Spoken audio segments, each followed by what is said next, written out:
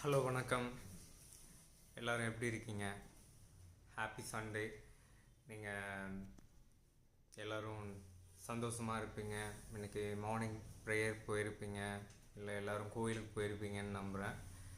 So ஆன்மீகம்ங்கிறது வாழ்க்கைக்கு ஒரு அடிப்படையான ஒரு விஷயம்.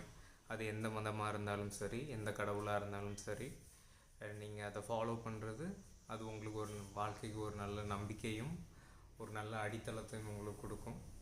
ஸோ நேற்று ஒரு 3 விஷயங்களை பற்றி பேசிகிட்டு இருந்தோம்.